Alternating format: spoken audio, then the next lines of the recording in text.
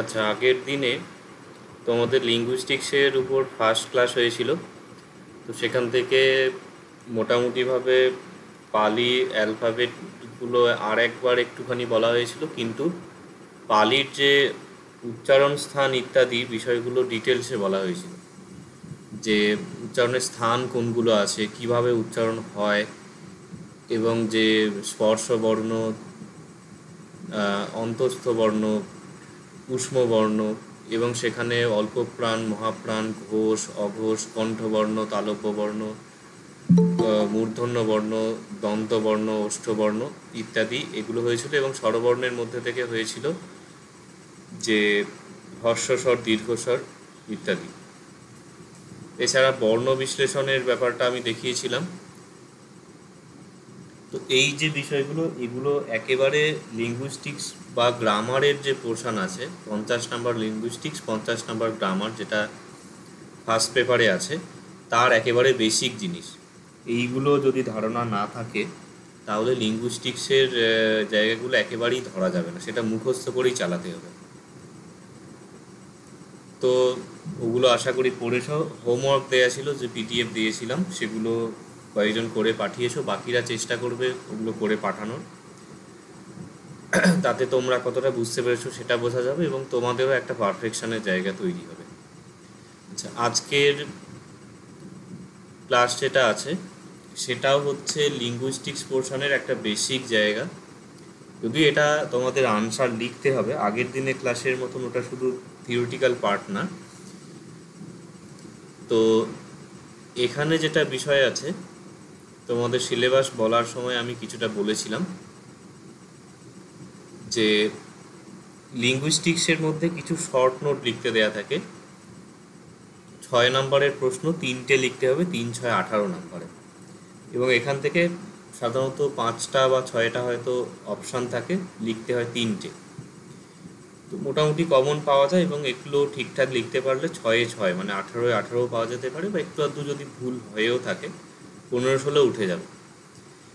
তো এখান থেকে অনেকগুলো কালেকশানে আছে, এগুলো সমস্তই পড়ানো হবে। আমি দেখি আজকে কতটা হয়, তার ভিত্তিতে হয়তো 2 দিন 3 দিন হয়তো লাগবে।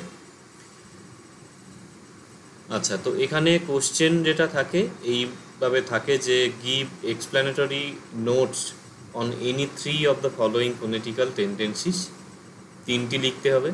আচ্ছা, এখানে যে বিষয়গুলো আছে ধ্বনিতাত্ত্বিক যে পরিবর্তন তার বিষয়, এইগুলো গিয়ে লিঙ্গুইস্টিক্স পোর্শনের যে বড় প্রশ্ন আছে সেইখানে আবার ঘুরে ফিরে আসবে, ঘুরে ফিরে সর্বত্র আসবে। এবং এইখানে যে ধ্বনি পরিবর্তনের যে বেসিক ফান্ডামেন্টালসগুলো আছে, এইগুলো যদি তোমরা ধরে নিতে পারো তাহলে গ্রামার পোর্শনের পড়াগুলো তৈরি করতে অনেকটা সুবিধা হবে।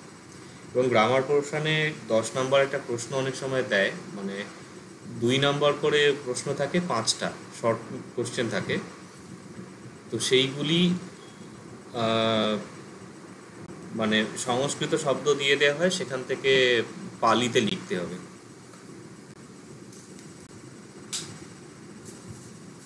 সংস্কৃতে হয়তো লেখা আছে শ্রাবস্তি, সেটা পালিতে করতে হবে সাবত্তি। তো কিভাবে পরিবর্তন হচ্ছে সেইগুলোর বিষয়গুলো অনেকটা ডিপেন্ড করছে এই ফোনেটিক্যাল চেঞ্জগুলোর উপরে। যদিও এগুলোর উপরে তোমাদের প্রথম দিকে ক্লাস হয়েছিল, শব্দগুলো কিভাবে পরিবর্তন হয়। তো সেখানে তোমরা শুধু দেখেছিলে যে এখানে কয়ে রফলাটা কয়ে কয়ে হয়ে যাচ্ছে, কিন্তু কয়ে রফলাটা কিভাবে কয়ে কয়ে হচ্ছে, বা তার কি কোনো নাম আছে, সেই তার কি কোনো পদ্ধতি আছে, সেইগুলোর ডিটেলস হচ্ছে এখানে। এবং এখানে তোমরা যেগুলো পড়বে তার অনেক কিছুই অলরেডি তোমরা জানো, যেমন এই যে সমীভবন, স্বরভক্তি, স্বরাগম, অপিনিহিতি, সমাক্ষর লোপ, এই জিনিসগুলো তোমরা বাংলায় পড়েছো, সেই জিনিসগুলো এখানে আছে, কিন্তু তার এক্সাম্পলগুলো দিতে হবে পালিতে। যেমন সমীভবনের উদাহরণ বাংলায় কি আছে, ধরো যদি বলা হয় যে স্বরাগমের উদাহরণ হচ্ছে যে স্ত্রী এর জায়গায় স্ত্রী বলা হচ্ছে, স্ত্রী বলে মানে চলিত কথায়। তো পালিত সিমিলার স্ত্রী এর জায়গায় ইত্থি হয়, ইত্থি, ই আগে চলে আসছে। তো এইটা পালিতে স্বরাগমের উদাহরণ। তো এই বিষয়গুলো এইভাবে আছে অনেকগুলো, আর এক্সাম্পলগুলো দিতে হবে পালিতে। এবং এখানে আরেকটি বিষয় লক্ষণীয়, সেটা হচ্ছে এখানে কিন্তু কোশ্চেনে স্বরাগম, স্বরভক্তি, সমীভবন লেখা থাকবে না, তার ইংরাজি টার্মগুলো থাকবে। মানে স্বরভক্তির যেমন হচ্ছে অ্যানাপ্ট্যাক্সিস, সমীভবন হচ্ছে অ্যাসিমিলেশন, প্রোথিসিস হচ্ছে মোটামুটি স্বরাগম যেটা বোঝাচ্ছে, ওপিনিটি হচ্ছে এপেনথিসিস, ইংরাজি টার্মগুলো থাকবে। তো তোমাদের কিন্তু ইংরাজি টার্মগুলো ভালোভাবে তৈরি করতে হবে, না হলে মানে বাংলায় হয়তো বুঝতে পারছে এটাকে সমীভবন বলে, কিন্তু অ্যাসিমিলেশনটাকে যে কী বলে সেটা যদি বুঝতে না পারো, তাহলে কিন্তু ওই এক্সামে বুঝতে না পেরে লেখা ছেড়ে আসতে হবে। ঠিক আছে। আচ্ছা, এবার এখানের এগুলো দেখা যাক। আমি আজকে এটা পিডিএফ না বানিয়ে ইচ্ছা করেই ওয়ার্ড ফরম্যাটেই পড়াচ্ছি। কোথাও কিছু ভুল থাকলে মানে মাঝে মধ্যে দেখছি বেশ মানে কারেকশানের প্রয়োজন আছে, সেগুলো এখানে ইনস্ট্যান্ট চেঞ্জ করে নেওয়া যাবে। আচ্ছা, তো প্রথমে যেটা আছে, ট্রিটমেন্ট অফ ডিপথংস ইন পালি। ট্রিটমেন্ট মানে তার কি ব্যবস্থা হয় ডিপথং। ডিপথং কি? ডিপথং হচ্ছে, এখানে ডিপথং কথাটা লেখা হয়নি, প্রাচীন ভারতীয় আর্যের দুটি যৌগিক স্বর ওই এবং ও পালিতে বিভিন্নভাবে অন্য স্বরধ্বনিতে রূপান্তরিত হয়। আচ্ছা, এই প্রাচীন ভারতীয় আর্য ইত্যাদি প্রসঙ্গে একটুখানি আমি ভূমিকা করে বলে দিই, যদি এটার উপরে আলাদা ক্লাস হবে। সেটা হচ্ছে যে ভারতবর্ষের বিশেষত উত্তর ভারতের যে আমাদের বিভিন্ন ভাষাগুলি আছে, হিন্দি, বাংলা, উড়িয়া, অসমিয়া, ওদিকে ধরো গুজরাটি, মারাঠি, তো পাঞ্জাবি, এই সব ভাষাগুলো, এবং পাশাপাশি যদি ইরানের যে ভাষা পার্সিয়ান, এবং ইউরোপের বহু ভাষা, জার্মান, গ্রিক, লাতিন, এবং মডার্ন ল্যাঙ্গুয়েজ হিসেবে যদি ফ্রেঞ্চ, ইতালিয়ান, পর্তুগিজ ল্যাঙ্গুয়েজ বা ইংরাজি, এই সব ভাষাগুলোর মধ্যে দেখা যায় একটা সাদৃশ্য আছে কিছু জায়গায়। যেমন কিছু জিনিস তোমরা হয়তো জানো, বাংলায় আমরা বলছি মা, হিন্দিতে মা বলা হচ্ছে, উড়িয়া, আসামিয়া সব মাই বলে, মারাঠিতে মানে আই বলে মাকে, তো জেনারেলি মা বলছে।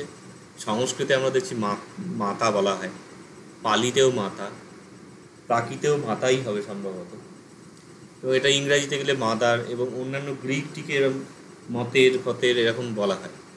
তো মোট কথাই ম দিয়েই সাউন্ডটা হচ্ছে, এবং ম ত এই দুটোর একটা কাছাকাছি শব্দ হচ্ছে।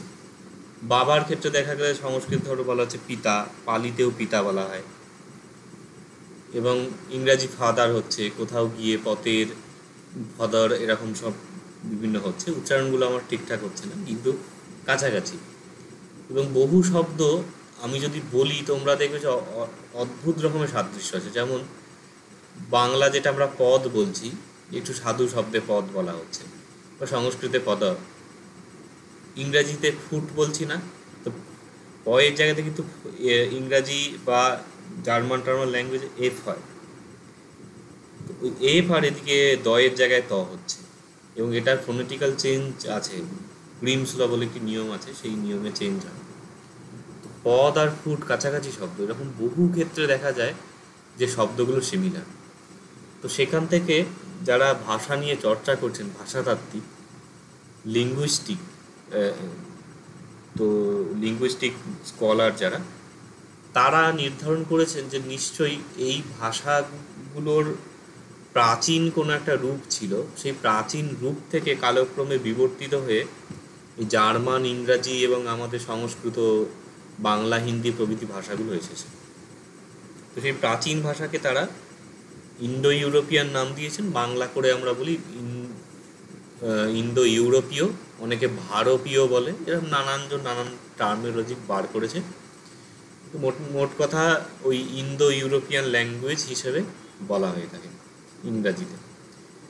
তো সেই ভাষার বলা হয় 10টি শাখা ছিল। যাই হোক, 10টি শাখার মধ্যে একটি হচ্ছে আমাদের ভারতীয় আর্য শাখা।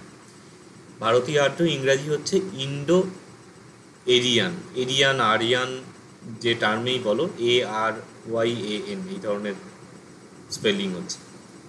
ইন্দো আরিয়ান যে টার্ম হচ্ছে, বাংলা করা হচ্ছে মানে ভারতীয় আর্য ভাষা। তো সেই ভাষাটি, তার প্রাচীনতম নিদর্শন হচ্ছে ঋগ্বেদ। যেটার মানে ন্যূনতম প্রাচীনকাল ধরা হয় ১৫০০ খ্রিস্টপূর্বাব্দ। এটা মূলত ইউরোপিয়ান স্কলাররা বলেন, তবে তার মানে সময়কাল আরও প্রাচীন বলে ধরা হয়ে থাকে, বিভিন্ন তার সোর্সও আছে। যাই হোক, সেটা বাদ দেওয়া হলো। মোট কথা লোয়েস্ট টাইম পিরিয়ড কিন্তু ১৫০০ খ্রিস্টপূর্বাব্দ। এই যে ভারতীয় আর্য ভাষা বলা হচ্ছে তার ওল্ডেস্ট নিদর্শন, যেটা হচ্ছে ঋগ্বেদের যে সংহিতা ভাগ, যেটা তো সেই যে ভাষা তার প্রাচীন নিদর্শন, সেটাকে নামকরণ করা হচ্ছে প্রাচীন ভারতীয় আর্য বলে। তো ভারতীয় আর্য যে শাখা হচ্ছে ইন্দো ইউরোপীয় ভাষার, তার প্রাচীন স্তরকে বলা হচ্ছে প্রাচীন ভারতীয় আর্য, ইংরাজি হচ্ছে ওল্ড ইন্ডো এরিয়ান। তো ওল্ড ইন্ডো এরিয়ানের প্রথম শব্দগুলো যদি নেওয়া হয়, ওল্ডের ও, ইন্ডোর ই, আরিয়ানের এ, তো ও আই এ ল্যাঙ্গুয়েজ এইভাবে শর্ট ফর্মে বলা হয়। ওয়াইএ ল্যাঙ্গুয়েজ মানে ওল্ড ইন্ডো এরিয়ান, মানে প্রাচীন ভারতীয় আর্য, অর্থাৎ ভারতীয় আর্য যে ভাষা তার যে প্রাচীন নিদর্শন যেটা পাওয়া যাচ্ছে ঋগ্বেদ, সেই ১৫০০ খ্রিস্টপূর্বাব্দের ভাষা। এরপরে সেই ভাষা কিছুটা বিবর্তিত হয়ে আস্তে আস্তে পালি ভাষা তৈরি হচ্ছে, এবং পালিকে যদি মোটামুটিভাবে বুদ্ধের সময়ের ভাষা ধরা হয়, মানে ৫০০ খ্রিস্টপূর্বাব্দে, ৫০০-৬০০ খ্রিস্টপূর্বাব্দ। তারপরে দেখা যাচ্ছে নিদর্শন হিসেবে অশোকের যে শিলালেখগুলো আছে তার ভাষা, ওটাকে অশোকান প্রাকৃত বলা হয় নামকরণ হিসেবে। আরও পরে দেখা যাচ্ছে যে কনিষ্ক প্রভৃতি শিলালেখ আসছে, সেখানে গান্ধারী ধর্মপদ বলা হয়, মানে গান্ধার প্রদেশে ধর্মপদ যে আমরা পালিতে একটি গ্রন্থ আছে তার একটা প্রাকৃতাইজড ভার্সানে, মানে প্রাকৃত জাতীয় একটা ভাষায় তার একটা এডিশন পাওয়া যায়, সেই ভাষা পাওয়া যাচ্ছে। আরও পরে সংস্কৃত নাটকে প্রাকৃত ভাষার প্রয়োগ দেখা যাচ্ছে, যেমন মাগধী প্রাকৃত, অর্ধমাগধী প্রাকৃত, সৌরসেনী, পৈশাচী, এইসব ভাষাগুলো, মহারাষ্ট্রী। তো ৫টি ওরকম ভাষা দেখা যাচ্ছে, এবং আরও পরে আরও অপভ্রংশ ভাষাগুলোর জন্ম হচ্ছে। তো এটা আলাদা করে ক্লাস হবে, আমি তাও মুখে মুখে বলছি, তোমরা পারলে নোট করে নাও। তাহলে এক তো প্রাচীন ভারতীয় আর্য, যেটা হচ্ছে ঋগ্বেদ। তারপরে হচ্ছে সেকেন্ড স্টেপে যেটা মাঝের স্টেপ, সেটাকে বলা হচ্ছে মধ্য ভারতীয় আর্য, মিডল ইন্ডো এরিয়ান। তো তার মধ্যে প্রথম হচ্ছে পালি, তারপরে দেখা যাচ্ছে অশোকান প্রাকৃত, তারপরে যে সাহিত্যিক প্রাকৃত যেগুলো আছে, মানে সংস্কৃত সাহিত্যে বা স্বতন্ত্র গ্রন্থতে যে প্রয়োগগুলো পাওয়া যাচ্ছে সেইগুলো। তো সেখানে যেটা দেখা যাচ্ছে যে সাহিত্যিক প্রাকৃতে ওই মাগধী, সৌরসেনী ইত্যাদি ভাষাগুলি আছে, এবং আরও পরে গিয়ে দেখা যাচ্ছে অপভ্রংশ ভাষার জন্ম হচ্ছে। অপভ্রংশ থেকে আস্তে আস্তে গিয়ে ওই আমাদের যে চর্যাপদের যে ভাষা, সেই ভাষাগুলো জন্ম নিচ্ছে। তার আগেও একটুখানি মানে আরেকটু প্রাচীন উন্নতর রূপ আছে অপভ্রংশের, কিন্তু আরেকটু পরে গিয়ে মোটামুটি চর্যাপদ আসছে, এবং চর্যাপদকে ধরে নেওয়া হচ্ছে যেটা আধুনিক ভাষার, আধুনিক ভারতীয় ভাষার একখানা নমুনা। তো এই যে বুদ্ধের সময়ের পালি ৬০০ খ্রিস্টপূর্বাব্দ, এবং অপভ্রংশ হচ্ছে ১২০০ খ্রিস্টাব্দ নাগাদ, প্রায় একটা এই যে দীর্ঘ সময়কাল, প্রায় ১২০০ বছরের উপরে, এদিকে ১২০০, ৬০০, ১৮০০-র কাছাকাছি একটা টাইম পিরিয়ড হচ্ছে। এই টাইম পিরিয়ডের ভাষাগুলোকে বলা হচ্ছে মধ্য ভারতীয় আর্য ভাষা, এবং মধ্য ভারতীয় মিডল ইন্ডো এরিয়ান ইংরাজিতে হচ্ছে। তো ওই আদি অক্ষরগুলো নিয়ে এম, মিডিলের এম, ইন্ডোর আই, আরিয়ানের এ, এমআইএ ল্যাঙ্গুয়েজ বলা হচ্ছে। তো এমআইএ ল্যাঙ্গুয়েজ মানে মিডল ইন্ডো এরিয়ান, মানে মধ্য ভারতীয় আর্য ভাষা, মানে হচ্ছে এই যে বুদ্ধের সমকালীন ৬০০ খ্রিস্টপূর্বাব্দের ভাষা, ৬০০ খ্রিস্টপূর্বাব্দ থেকে ১২০০ খ্রিস্টাব্দ, মোটামুটি এই টাইম পিরিয়ডের একটা ভাষা।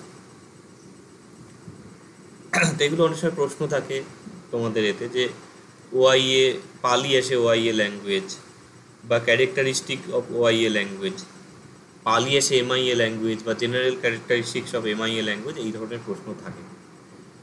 তো এই হচ্ছে, এবং পরবর্তীকালে দেখা যাচ্ছে এই যে মধ্য ভারতীয় আর্য ভাষা, সেখান থেকে আস্তে আস্তে এই চর্যাপদ হচ্ছে, এবং বাংলা ভাষার ক্ষেত্রে দেখলে যে প্রাচীন নিদর্শন হচ্ছে চর্যাপদ, তারপরে বড়ুচণ্ডীদাসের শ্রীকৃষ্ণ কীর্তন, তারপরে গিয়ে এই আমাদের যে মঙ্গল কাব্যগুলো লেখা শুরু হচ্ছে, মনসা মঙ্গল, ইত্যাদি, এবং তারপর আসছেন চৈতন্যদেব, এবং বাংলার সাহিত্যের একটা মানে সেখান থেকে জোয়ার আসছে, যে বৈষ্ণব পদাবলীর জন্ম হচ্ছে, এবং আস্তে আস্তে বিদ্যাসাগর, রামমোহন প্রভৃতির হাত ধরে আধুনিক যে বাংলা সাহিত্যের জন্ম হচ্ছে, বঙ্কিমচন্দ্র এনারা সবাই আহ, করেছেন, কাজ করেছেন, সেখান থেকে আধুনিক যে বাংলা সাহিত্য আসছে, এবং অন্যান্য ভাষার ক্ষেত্রে হিন্দি ফিন্দি সেগুলোতেও কি আস্তে আস্তে একটা ইভলিউশন আসছে। তো যাই হোক, তো সেটাকে বলা হয় আধুনিক ভারতীয় আর্য ভাষা। তো আধুনিক ভারতীয় নিউ ইন্ডোয়েরিয়ান, সংক্ষেপে এনআইএ ল্যাঙ্গুয়েজ বলা হয়, সেটা তোমাদের পাঠ্য না, কেননা পালি হচ্ছে মিডল ইন্ডোয়েরিয়ান পোর্শনের ভাষা। তো এই যে বেসিক কনসেপশন, এটা এই জায়গাতে লাগবে, এই জন্য এখানে বলা হলো। যখনই প্রাচীন ভারতীয় আর্য বলা হবে, তো ওটা মূলত সে যে ঋগ্বেদের ভাষা এবং সংস্কৃতকেও কাইন্ড অফ বোঝায়। যদিও সংস্কৃত কিন্তু ডাইরেক্ট ওই ১,৫০০ বছর পুরানো ভাষা না, যে সংস্কৃতকে আমরা দেখি, তবে সেটা আন্দাজ করা হয় যে বুদ্ধের পূর্ববর্তী বা বুদ্ধের খুব বেশি দূরবর্তী নয়, মোটামুটি ৮০০ খ্রিস্টপূর্বাব্দ থেকে কাছাকাছি একটা টাইম পিরিয়ড বলা যেতে পারে। মানে ওই যে বৈদিক ভাষা ছিল, সেটা আস্তে আস্তে বৈয়াকরণদের হাত ধরে একখানা রিফর্মড হচ্ছে। তো এই রিফর্মড বা সংস্কৃত, বা যেটা সংস্কার করা হয়েছে, সেই ভাষা হলো সংস্কৃত। যাই হোক, তো এই হলো এখানে বেসিক কনসেপশন। এবার এর যে প্র্যাকটিক্যাল জায়গাগুলো নিয়ে পড়া হবে, এখানে থিওরির জায়গা নয়, এখানে হচ্ছে একদম অঙ্ক কষার মতন করে জিনিসগুলো আছে। আচ্ছা, তো একটু জল খাই, কারণ তোমাদের বলছি প্রশ্ন থাকলে জিজ্ঞাসা পানিনি টাইমটা কি 400 খ্রিস্টপূর্বাব্দ না? ওটা অনেক ভ্যারিয়েশন আছে। মোটামুটি ১৫০ খ্রিস্টপূর্বাব্দ মিনিমাম ধরা হয় পতঞ্জলির টাইম, এবং পানিনির টাইম নিয়ে অনেক রকমই দ্বন্দ্ব আছে।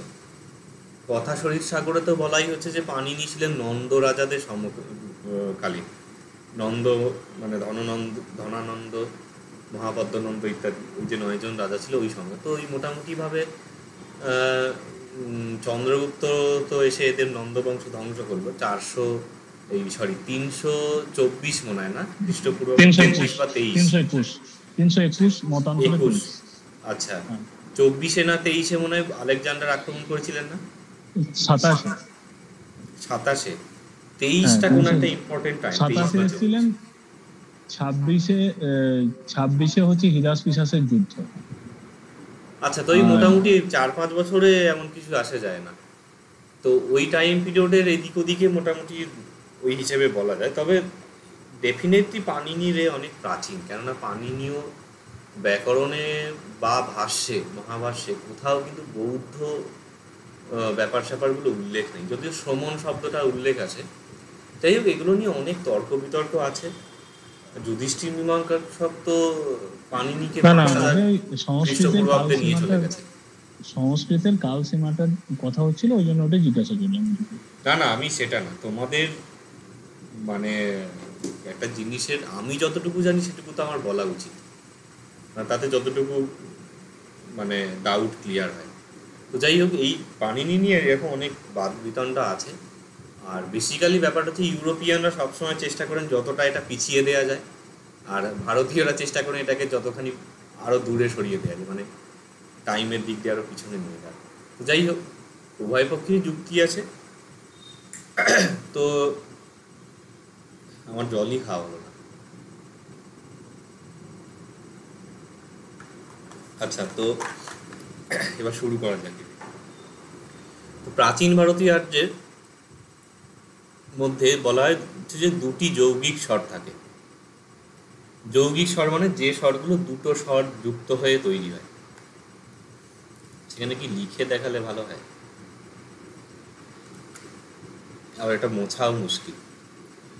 যৌগিক স্বর মানে ধরো এই যে ওই যে লেখা হচ্ছে, ওই মানে হচ্ছে আমরা বাংলায় ওই বলছি, তো ও প্লাস ই হচ্ছে ওই, এই জন্য যৌগিক স্বর বলছে। সংস্কৃতে এটাকে উচ্চারণ করা হয় অ প্লাস ই, আই।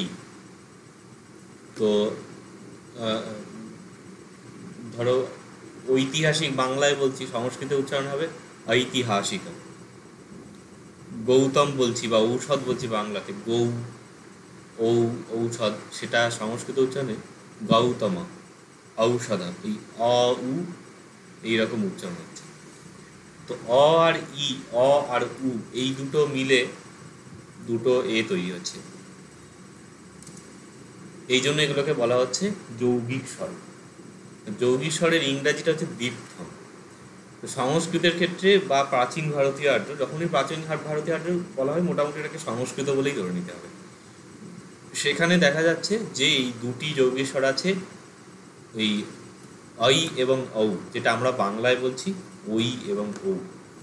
তো সেটা পালিতে বিভিন্নভাবে পরিবর্তন হয়। এই পরিবর্তনটা তোমরা এর আগে পড়েছো যখন শব্দ পরিবর্তনের ক্লাস পড়ানো হয়েছিল। যেমন এই যৌগিক স্বরগুলো সাধারণত এ এবং ওতে পরিণত হয়, ওই পরিণত হয় এতে, ও পরিণত হয় ওতে। অনেক সময় এই রকম লেখা থাকে যে যৌগিক স্বর দুটি এ ওতে পরিণত হয়। তার মানে কি এটা বোঝাচ্ছে না যে ওইটা পরিণত হয় এ ওতে আবার ওটাও পরিণত হয় এ ওতে। এই সমস্ত জায়গাতে এটাকে ধরে নিতে হবে সিরিয়ালি, মানে যথাক্রমে এ ও ওতে পরিণত হয়। ওই এবং ও এই দুটো যথাক্রমে, মানে তাহলে ওই হলো এ, ও হলো ওতে পরিণত হয়। হলো সর্বত্র কিন্তু এই যথাক্রমে কথা লেখা থাকবে না, তখন কিন্তু ওইটা ধরে নিতে হবে যে সিরিয়ালি হচ্ছে।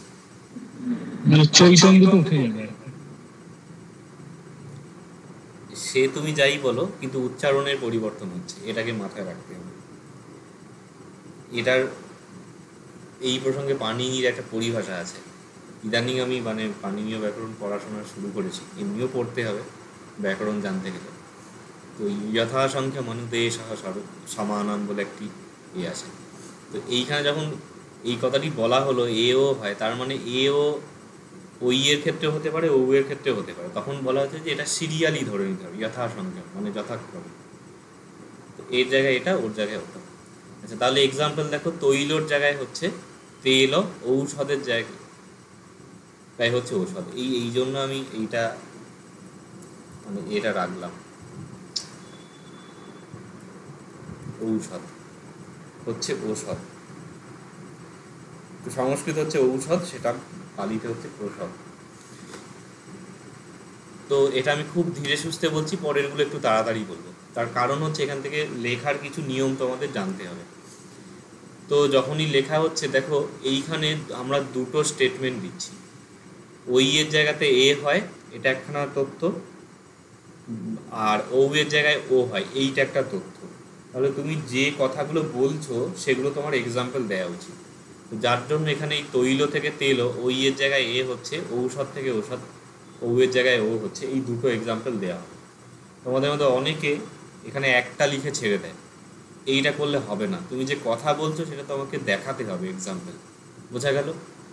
তাহলে এক্সাম্পলের ক্ষেত্রে এক্সাম্পল বাদ দিলে হবে না, সেটা বুঝে নিতে হবে যে কোনটার ক্ষেত্রে কি হচ্ছে, সেই এক্সাম্পল দেখাতে হবে।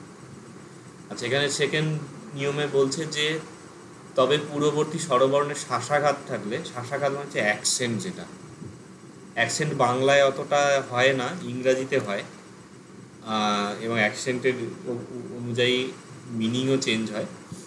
অ্যাকসেন্ট হচ্ছে বাংলায় ধরো বলা হলো যে আমি বই পড়ি, এই যে আমি আতে স্ট্রেস পড়ছে, একটা স্ট্রেসও বলা হয় অ্যাকসেন্টকে। তো তাতে কি হচ্ছে, আমি বই পড়ি মানে যে লোকে পড়ুক না পড়ুক আমি বই পড়ি। আবার যদি বলা হয় যে আমি বই পড়ি, মানে একজন স্টুডেন্ট হয়তো বলছে যে আমি বইটা পড়ি, আমি কিন্তু ওই নোট মুখস্থ করে এক্সাম দিই না, তো বইয়ের ওপর স্ট্রেস পড়ছে। আর যদি বলা হয় যে আমি বই পড়ি, তো পড়িতে জোর পড়ছে, দ্যাট মিনস বইটা কিনে রেখে আমি আলমারিতে সাজিয়ে রেখে দিই না, আমি বইটা পড়ি। কিন্তু এই জায়গায় জোর পড়ছে, ওটা স্ট্রেস বলা হয়। তো স্ট্রেসের উপর ভিত্তি করে অনেক ধ্বনি পরিবর্তন হয়। এটা এর পরবর্তীতে পুরো লিঙ্গুইস্টিক্সের জায়গাতে বেশ অনেক জায়গাতে এই কথাটি পাবে, শাসাঘাতের প্রয়োগ।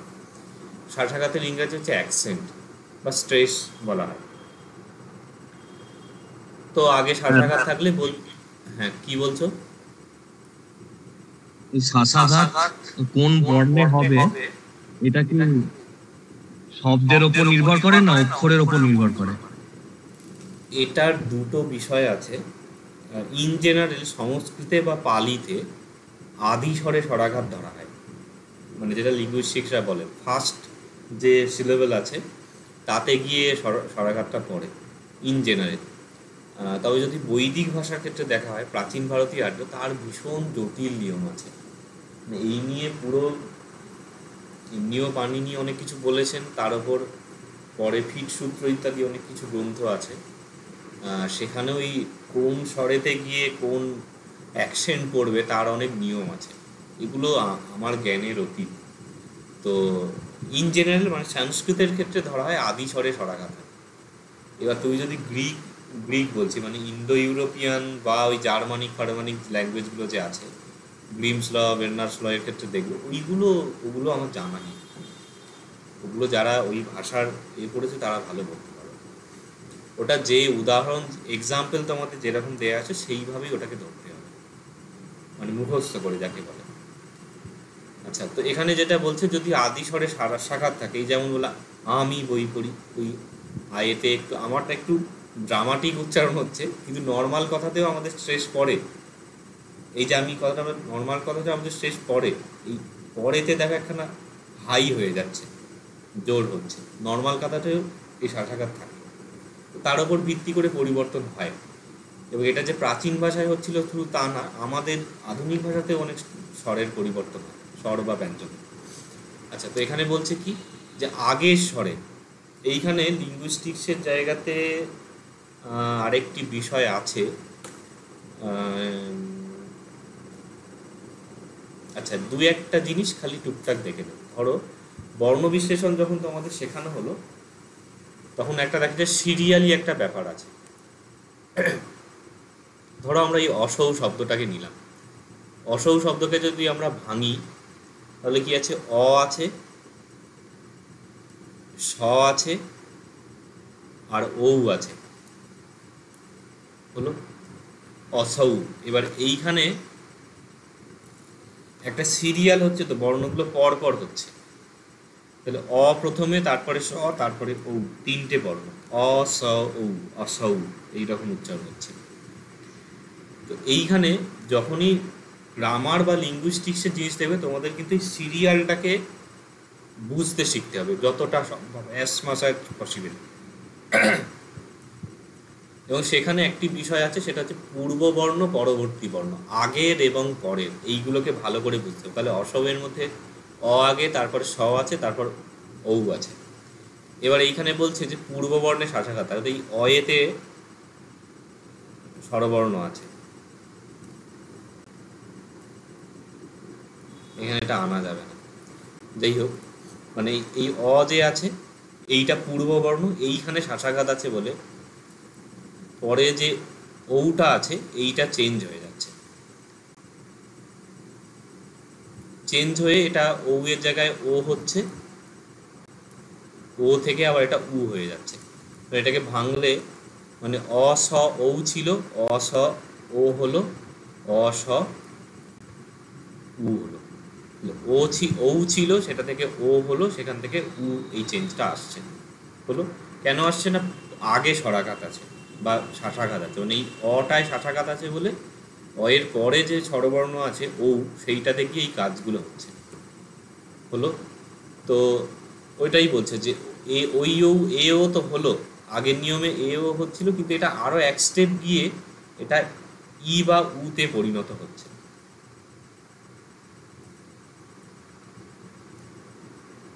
হলো, তাহলে আরেকটা উদাহরণ, আরেকটা উদাহরণ এখানে দেয়া হয়নি, সেটা হচ্ছে ওই মোশরলি,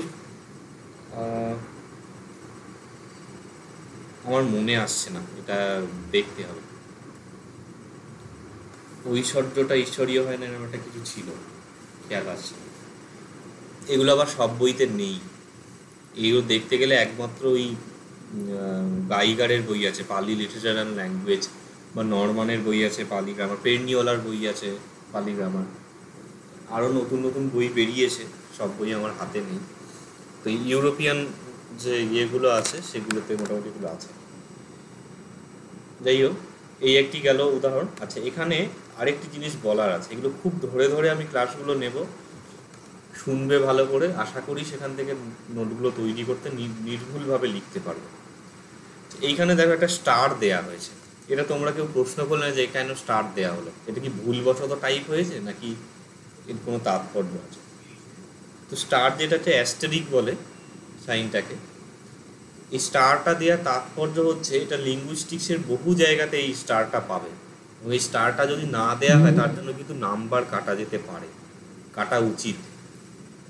স্টারটা দেওয়ার অর্থ কি, স্টারটা বা মানে যে অ্যাস্টেরিক সাইনটার তাৎপর্য হচ্ছে যে এইটা হচ্ছে অনুমিত শব্দ, মানে এই অসৌ শব্দটা সংস্কৃতে পাওয়া যায়। অসৌ হচ্ছে অদশ বলে যে শব্দ আছে, যারা একটু সংস্কৃত জানো হয়তো যাবে, অসৌ অমু অমু মনে অমি হয় নাকি এটা খেয়াল হচ্ছে না শব্দ দুটো, অমুক বলে না ওই ওই জাতীয়, ওই অর্থে প্রয়োগ হয় অসৌ শব্দটা।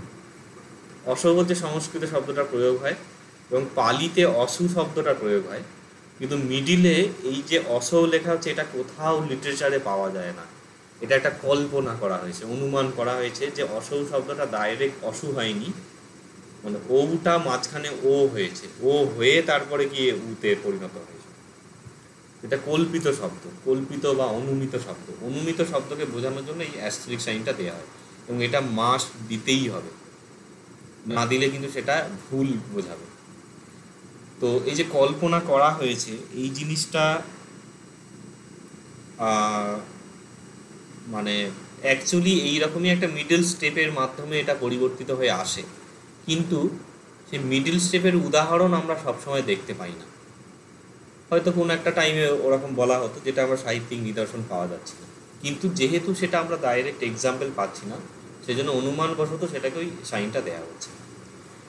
এরপরে আবার কখনো কখনো যুক্ত ব্যঞ্জনের পূর্বস্থিত ওই এবং ঔ ই এবং উতে পরিণত হয়, যেমন এখানে ঐশ্বর্যটা দেয়া হচ্ছে ঈশ্বরীয়, দেখো এই ওই আছে, এটা পরিণত হয়ে যাচ্ছে ঈশ্বরীয়। এবং কখন হচ্ছে দেখো তারপরে একটা যুক্তাক্ষর আছে, তালবস্যয় হয়। ঔৎসুক্য, তারপরে আছে খন্দত্বয়ের শয়ে, এটা কিন্তু যুক্তাক্ষর, সেটা হচ্ছে উৎসুক্য। যুক্তাক্ষর কেন হচ্ছে, ধরো ইংরেজিতে যদি লেখা হয় উৎস, যদি কারোর নাম হয় ইউটিএসও, উৎস এইভাবে বলা হচ্ছে, তাহলে তয়ে শয়ে হচ্ছে না, ত এবং শয়ের মাঝখানে কোনো স্বরবর্ণ নেই, এই জন্য এটা হচ্ছে যুক্তাক্ষর। আচ্ছা, যুক্তাক্ষর ব্যাপারটা কি একটুখানি বলে দিই। ধরো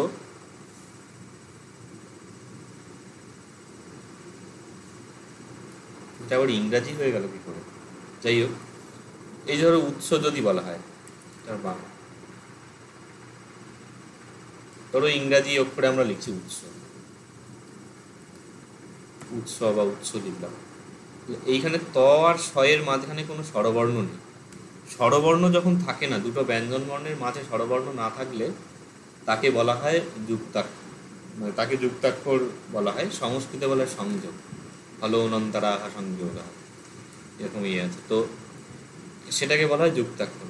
ধরো এখানে ঐশ্বর্য যদি বলা হয়, তালব্যস্য এবং তালব্যস্যর সঙ্গে ধরো ব হচ্ছে, বা ভি যদি বলা হয়, এইটা একটা তালব্যস্য আর এখানে ভি মানে ব, যেটা এই দুটো একসাথে আছে, মানে এর মাঝখানে কোনো স্বরবর্ণ নেই। যেহেতু স্বরবর্ণ নেই সেই জন্য এটাকে ধরা হচ্ছে যে যুক্তাক্ষর। তো যুক্তাক্ষর আছে বলে দেখো ওইটা চেঞ্জ হয়ে যাচ্ছে ইতে, আবার তয়ে শয়ে যেটা আছে তার আগে ঔ আছে, সেটা চেঞ্জ হয়ে যাচ্ছে উতে, ঈশ্বরীয় এবং উৎসুক। স্যার শব্দটার বর্ণ বিশ্লেষণ করলে কেমন হবে? উৎসুকর যদি বর্ণ বিশ্লেষণ করা হয় তাহলে হবে উৎসুক্য পালিটা, না স্যার, উৎস বাংলায় উৎস উ আছে, তারপর ধরো খন্দত্ব, খন্দত্ব মানে হচ্ছে ত, যেটা তয়ে হসন্ত, আর শয়ে হসন্ত প্লাস অ, ত রিপ্রেজেন্ট করছে তয়ে হসন্তকে, আর হসন্ত অ, এইভাবে। আমি ওটাই ভাবছিলাম যে খণ্ডীয়ত্বটা কিভাবে লিখতে হয়। খণ্ডীয়ত্ব খন্দতা হচ্ছে ত, খন্দ তকে মানে সিঙ্গেল ত, তয় হসন্তকে খন্দত দিয়ে লেখা হয়। আচ্ছা আচ্ছা। যদি সংস্কৃতে লেখা হয়, সংস্কৃতের ক্ষেত্রে এটা হবে ধরো উ হলো, আর এদিকে উৎসব, এইভাবে হয়। এটাকে যদি উল্টে এই যে উত আর স এইভাবে হচ্ছে। সংস্কৃতে খন্দত্তা হয় না, ওটা ওই ডাইরেক্ট ত বলেই লেখে। এইবারে এটা গেল তাহলে। আচ্ছা, এবার একটু আমি দ্রুত বলবো এগুলো। ট্রিটমেন্ট অফ সংস্কৃত সিভিল্যান্ডস ইন পালি, এই ধরনের প্রশ্ন থাকবে। সিভিল্যান্ড মানে হচ্ছে শীষ ধ্বনি, তালব্য স, মূর্ধন্য স, দন্তস্ব। এটা মনে হয় তোমাদের আগের দিনের ক্লাসে লেখা ছিল, বা উষ্মধ্বনির জায়গাতে মোটামুটি এটা পড়ে। তাই সংস্কৃতে শীষ ধ্বনি হচ্ছে তালব্য স, মূর্ধন্য স এবং দন্ত স। এই তিনটি পালিতে নিম্নলিখিতভাবে বিবর্তিত হয়, একবারে ডাইরেক্ট বলা হচ্ছে। তার সংস্কৃতে তালব্য স, মূর্ধন্য স, পালিতে দন্তস্ব হয় ইন জেনারেল, কিন্তু দন্তস্ব অপরিবর্তিত থাকে। মানে সংস্কৃতে যদি কোনো শব্দে দন্তস্ব থাকে, সেটা ইন জেনারেল পালিতে দন্তস্বই থাকে। ধরো বলা হলো যে অসিত, অসিত যে ধরো শব্দ হয় একটা, অসিত মানে কালো। লোকে যে কেন অসিত নাম দেয়, তো ওই তো অসিতের যে স, সেটা কিন্তু পালিতেও শব্দটা অসিতই হবে, দন্তস্ব। কিন্তু কোনো শব্দে যদি তালব্য স বা মূর্ধন্য স থাকে সংস্কৃতে, সেটা পালিতে দন্তস্ব হবে। যেমন বিশেষ, তালব্য স দেখো মানে দন্তস্ব হলো, এবং মূর্ধন্য স হলো দন্তস্ব। এরপরে ক্ষেত্র বিশেষে মূর্ধন্য স এবং তালব্য স ছ হয়। ধরো শট শব্দটা সংস্কৃতে, সেটা পালিতে হচ্ছে ছ। শাবক শব্দটা পালিতে হচ্ছে ছাপক। তো তালব্য স মূর্ধন্য স জায়গায় ছ হলো। আর যুক্তাক্ষরের মধ্যে শীষ ধ্বনি স্পর্শধ্বনিতে সমীভূত হয়। তো এখানে দেখো পশ্চাৎ, পশ্চাতে ভাঙলে কি পাবো আমরা? তালব্য স আছে এবং এখানে আছে চ, সেইটা কি পরিবর্তিত হচ্ছে? পশ্চাৎ যদি শব্দ যখন হচ্ছে, সেখানে হচ্ছে চ এবং ছ। তাহলে স চ ছিল, হয়ে গেল চ ছ। স এর অস্তিত্ব বিলুপ্ত হয়ে গিয়ে সেখানে হয়ে গেল চ এবং ছ।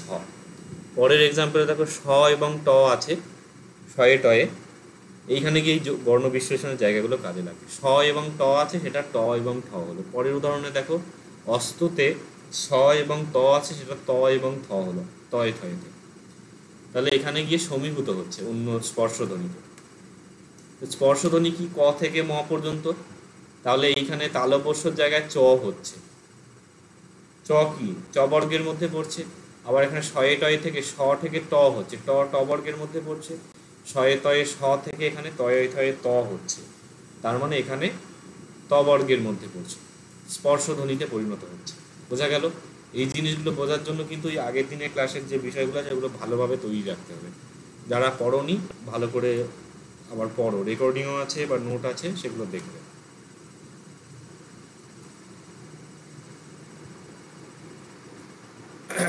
তো এই গেল। আচ্ছা, এখানে আরেকটি জিনিস আমি বলবো, যেটা একটা লিঙ্গুইস্টিক্স পড়াতে গেলে তার একটা বেসিক্স, সেটা হচ্ছে যে পরিবর্তন যখন হচ্ছে, সেখানে 3টি বা 4টি বিষয় হয়। ধরো এই যে যাবতীয় ধ্বনি পরিবর্তন পড়বে একের পর এক, তার 4টে ক্যাটাগরি হয়। একটা হচ্ছে,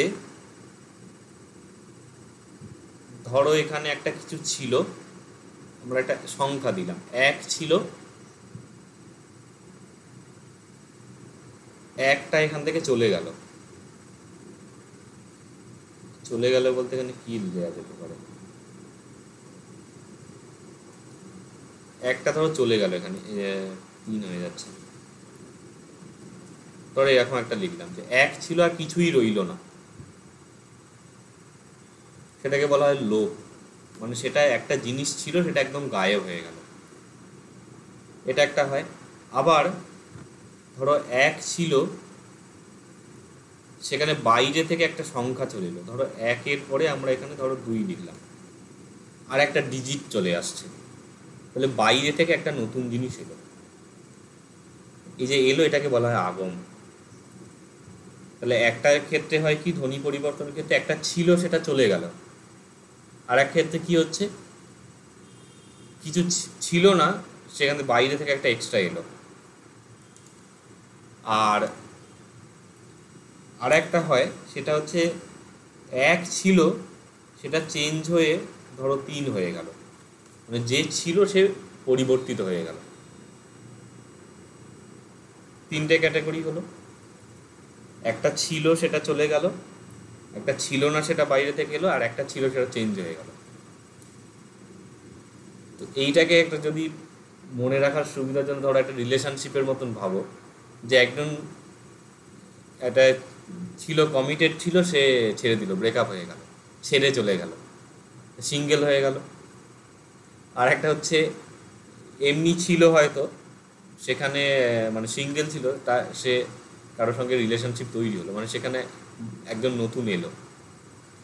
বা এখানে এটাও ধরতে পারো যে দুজন ছিল, সেখানে তৃতীয় ব্যক্তি এসে উপস্থিত হলো, এরকমও হতে পারে।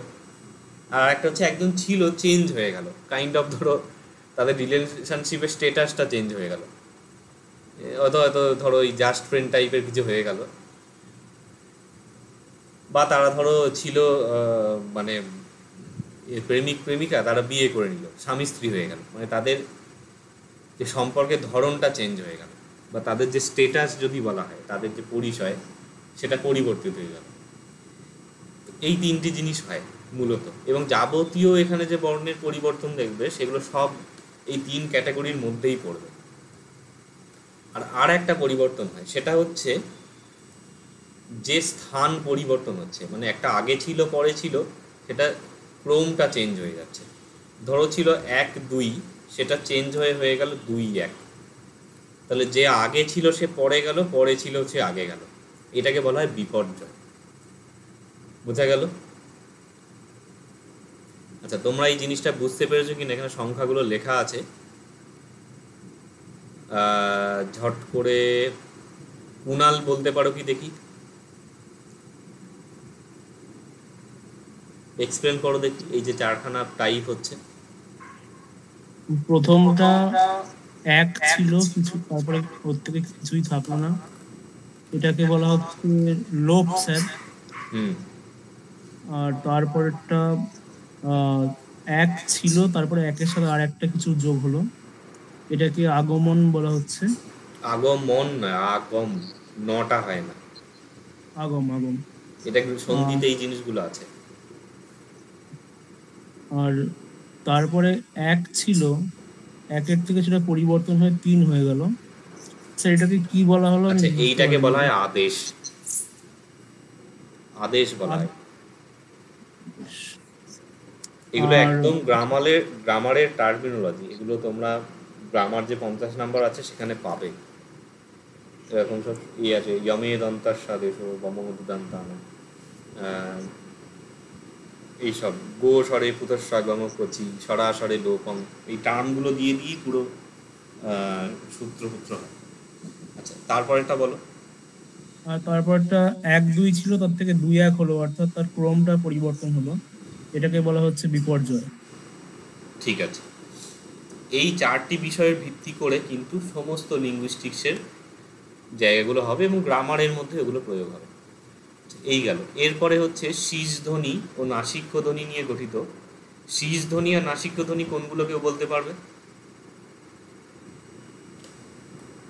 শীর্ষধ্বনি হচ্ছে তালবস্য, মূর্ধন্যস্য, দন্তেস্য, আর নাসিক্য ধ্বনি হচ্ছে ইঙ, উঙ, ইয়, মূর্ধন্য, দন্তান্ন, ম। হ্যাঁ, মানে বর্গের পঞ্চম বর্ণ। এগুলো কিন্তু লাইনে লাইনে আছে, ওগুলো যদি না করো তাহলে মুখস্থ করে লিখতে হবে। ফর্স করে যদি মহাপ্রাণের জায়গায় অল্প প্রাণ লিখে দাও তাহলে নাম্বার কাটা যাবে, ওগুলো ভালো করে পড়বে। আচ্ছা, এরপরে বলছে যে শীষ ধ্বনি এবং নাসিক্য ধ্বনি থাকবে, তালবস্য, মূর্ধন্য, দন্তস্য, ওদিকে ওই ফিফথ যে উঙা, ইঙ, মূর্ধন্য, দন্তন্য, ম, এইগুলোতেই থাকে। সেগুলো নিয়ে গঠিত যুক্তাক্ষরের ক্ষেত্রে উক্ত বর্ণদ্বয়ের বিপর্যয় হয়।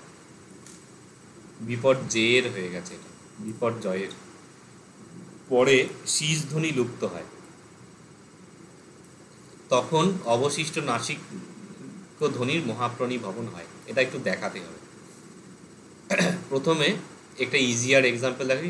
ধরো স্নান শব্দটা, স্নান থেকে কি হচ্ছে, স আছে, ন আছে, আ। স্নানের ভাঙলে এটা হচ্ছে স্না ন, এই ধরনের হচ্ছে ছয়ে ন। শীষ ধ্বনি আছে স, নাসিক্য ধ্বনি হচ্ছে ন, এই দুটো আছে। বলছে এখানে শীষ ধ্বনিটা লুপ্ত হয়ে যায়, তাহলে লুপ্ত হলে কি হবে, ন।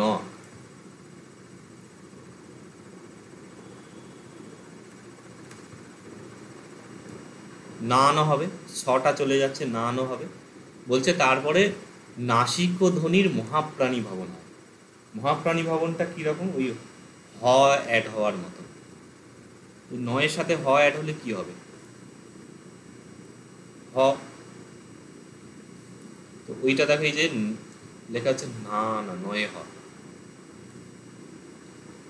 নানো হচ্ছে। এটা একটু কষ্ট হবে উচ্চারণ করতে, কিন্তু এই ধরনের উচ্চারণ হয় ভারতীয় ভাষাতেই। গুজরাটি, মারাঠিতে, হ্যাঁ মারাঠিতেও হয়। তারপরে বিশেষত হিন্দিতেও তো বলবো। হিন্দিতে অতটা হয় না, ওই প্রচুর হয় মারবাড়ি, মেবাড়ি, মানে রাজস্থানীর যে ডায়ালেক্টগুলো আছে তাতে প্রচুর হয়। কিছুটা পাঞ্জাবিতে দেখা যায়। দেখো যেটা হিন্দিতে হামারা বলে না, হামারা বা মেরা, মারবাড়ি বা ওই রাজস্থানী ডায়ালেক্টে ওটা বলে ভাঁড়া, ভাঁড়া মানে ময়ে হয়ে যুক্তাক্ষরের হিসেবে হচ্ছে। তো ভাঁড়া, ভাঁড়ি, এই ধরনের। আমারও অত স্পষ্ট আসছে না, তোমরা কোনো হিন্দি সিরিয়ালগুলোতে দেখবে যেখানে ওই রাজস্থানের গল্প নিয়ে হচ্ছে, ওরা ওই ধরনের উচ্চারণ করে। বা রাজস্থানী যে ফোক মিউজিক যেগুলো আছে ওগুলোতে দেখবে এই ভাঁড়া শব্দটা ইউজ হয়, বা নয়ে হয়ের জাতীয় ভ্যারিয়েশনগুলো হয় উচ্চারণে। হিন্দিতে মনে হয় লহসুন বলে না, রসুনকে লহসুন, ওটা স্পেলিংটা কি লেখে জানি না, কিন্তু উচ্চারণে লহসুন বলে, লয়ে হয়ে উচ্চারণ। ওইগুলো হচ্ছে মহাপ্রাণী ভবনের উদাহরণ, হকে কম্বাইন করে উচ্চারণ হচ্ছে। এইখানে এই কাজটি হচ্ছে, শীষ ধ্বনি চলে যাচ্ছে, গিয়ে তারপরে আবার হ হচ্ছে। এগুলো জটিল জিনিস, তবুও যতটা আমি চেষ্টা করছি বোঝানোর, বাড়িতে পড়বে, বেশি চাপ নেবে না, না পারলে মুখস্থ করে দেবে, অসুবিধা নেই। আচ্ছা, এই গেল শীষ ধ্বনির পরিবর্তন। এই পড়াতেই 1 ঘন্টা লেগে গেল, এটা কদিনে শেষ হবে কে জানে। ঠিক আছে, আচ্ছা এরপরে হচ্ছে ট্রিটমেন্ট অফ রি অ্যান্ড লি। আচ্ছা এখানে তো তোমাদের তাহলে রোমান স্ক্রিপ্ট কিছুটা দেখাতে হবে। আচ্ছা আজকে আর দেখাচ্ছি না, পরের দিন আমি রোমান স্ক্রিপ্ট তোমাদের কিছুটা দেখিয়ে দেবো, বা তোমরা ওই ইউটিউবেও ভিডিও দেয়া আছে, আমি তোমাদের গ্রুপে দিয়ে দেবো, ওটা থেকে দেখে নিলেও মোটামুটি হয়ে যাবে। আচ্ছা, আর এর নিচে ডট হচ্ছে রি, আর এর নিচের ডট হচ্ছে লি বোঝাচ্ছে এখানে। তো ট্রিটমেন্ট অফ রিলি মানে, তাহলে সংস্কৃতের যে রিলি সেটা পালিতে কি হয়। এখানে দেখো ছোট্ট প্রশ্ন, সংস্কৃতের রি, দীর্ঘ রি এবং লি, এই অর্ধব্যঞ্জনগুলি, অর্ধব্যঞ্জন হচ্ছে সেমি ভাওয়েল। সেমি ভাওয়েল ইংরেজিতে কি, ওআই এবং ডব্লিউকে সেমি ভাওয়েল বলা হয়। তো সংস্কৃতের ক্ষেত্রে ওই য় র ল ব, য় র ল। আচ্ছা এখানে অর্ধব্যঞ্জন কেন লেখা হলো, ধ্যাৎ, ওটা অর্ধ স্বর হবে।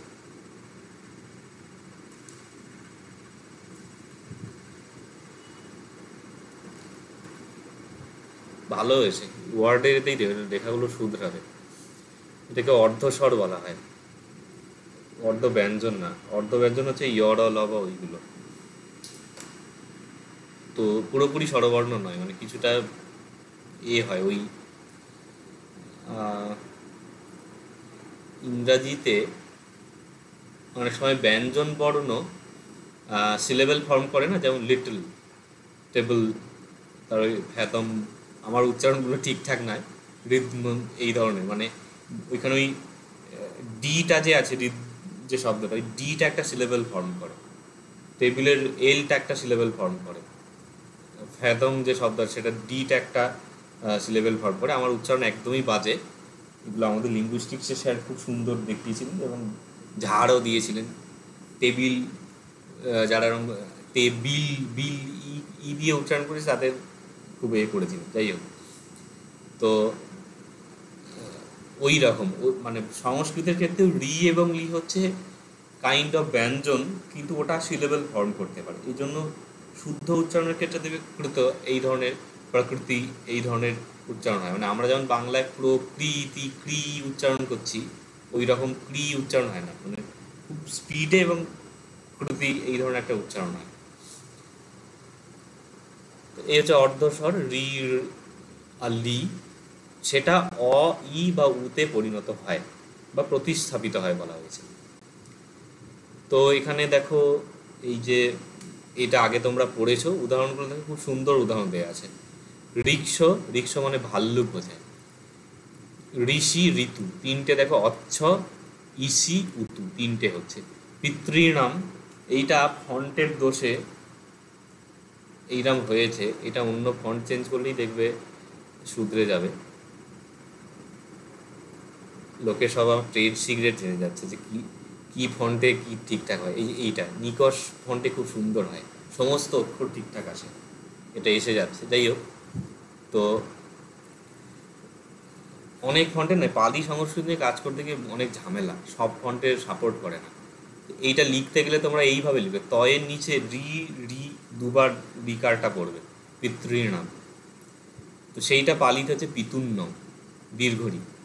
আর ক্লিপ্তটা এইভাবেই লেখে, কয়ে লি, হসন্ত দিয়ে লি লেখে, দিয়ে ওটা কু হয়ে যাচ্ছে, মানে ক্লিপ্ত, সেটা পালিতে হচ্ছে কুত্ত, ক্লিপ্ত হচ্ছে কুত্ত।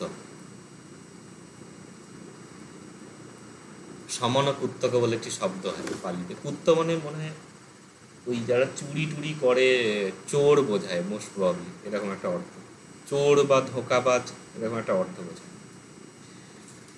এই গেল। প্রশ্ন থাকলে জিজ্ঞাসা করতে পারো, কেউ জিজ্ঞাসা না করলে আবার মনে হয় যে বুঝতে পারছে না। এবার হচ্ছে ট্রিটমেন্ট অফ বিসর্গ ইন পালি। বিসর্গ দেখো রোমান স্ক্রিপ্ট। আচ্ছা আচ্ছা আচ্ছা, আমি একটা কোশ্চেন করি, বলছি পরিবৃত্ত যে শব্দটা আছে সেটা পরিভূতটা, এটাও তো এর উদাহরণে হবে না? হ্যাঁ, এখানে উদাহরণে আসবে। এখানে এই উদাহরণগুলো দেওয়া হচ্ছে খুব সহজ। দেখো গোটা রি আছে এখানে, এখানে দেখো গোটা অ হয়ে যাচ্ছে।